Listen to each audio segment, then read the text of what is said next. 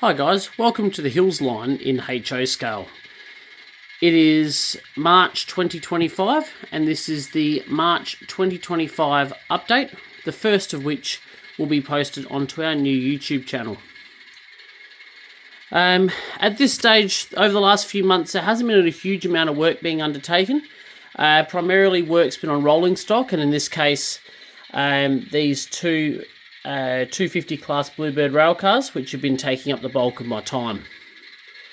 With the layout, we've also managed to get the track laid in Surveston, and we'll go around and show that in a few moments.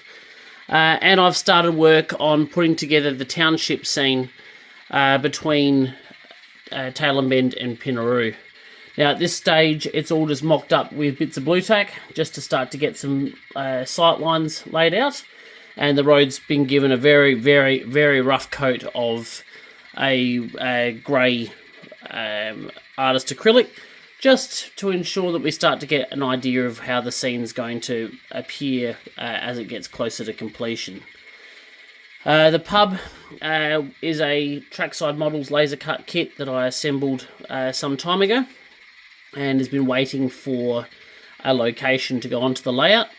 Whereas the two shop kits are some old Structurama plastic kits, which were picked up cheap at a swap meet a few weeks ago in Adelaide.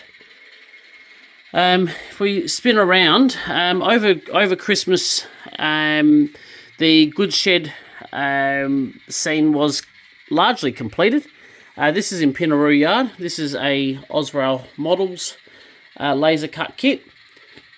And with some 3D printed details such as the loading crane, the platform, the goods platform sides, and some other odds and ends. It's also been fitted out with lighting. It's not yet wired in, as there's no accessory bus available for Pinaroo just yet, but it is fitted out with lighting as well. So I don't know if you can see inside, but with that lit up, there's actually a few LED gooseneck lamps fitted inside the building.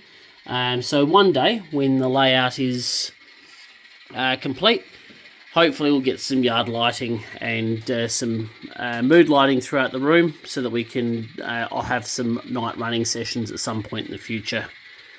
Pinaroo Yard itself hasn't changed a lot. However, Pinaroo Station, it now has a weatherboard building,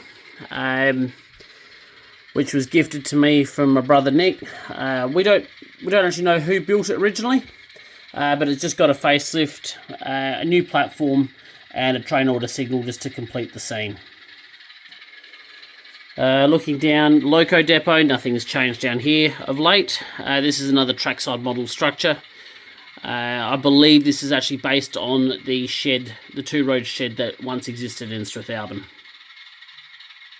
Now spinning around to this side of the layout, you can see that Surveston is now fully laid, all the tracks down, and is temporarily wired for the purposes of test running, and also now acts as staging at the western end of the layout. Surveston has a locomotive depot. Now, those who knew Surveston know full well that it was actually on the opposite side of the track.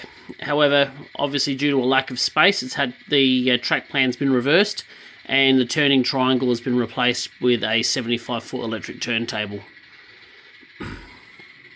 Unfortunately, these things have to happen to fit in the space.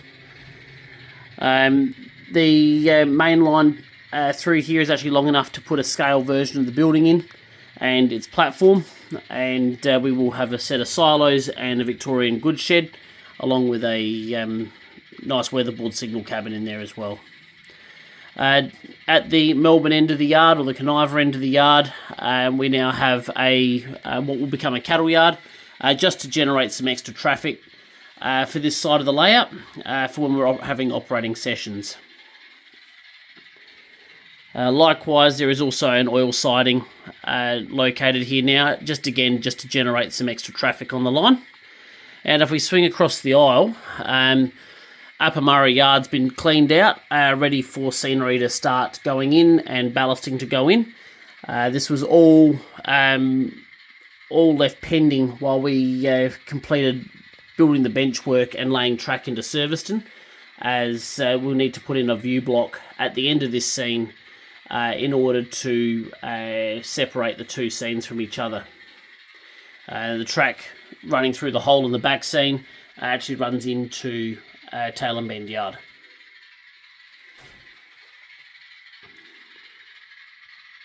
I have been spending a bit of time thinking about the port. This was the first section of the layout that was scenic.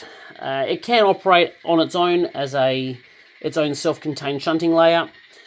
I've always felt the scenery here could be better, so I'm just starting to look at different ways to tidy up the scenery in this section and maybe bring it up to standard, as to me it's feeling a little bit dated. This was first laid probably about 8 or 9 years ago, and is really starting to show its age, along with the need to actually complete the structures in this section of the layout.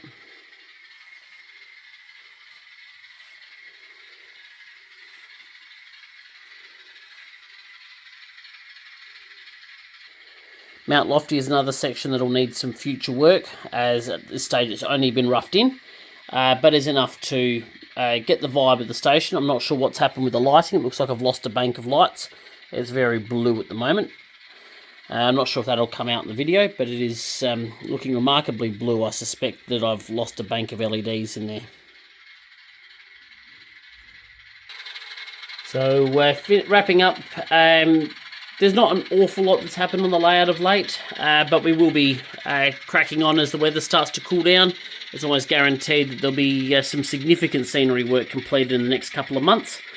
And with any luck, I'll get the Bluebirds finished as well. 255 is operational, but 260 still requires a lighting fit out and decoder.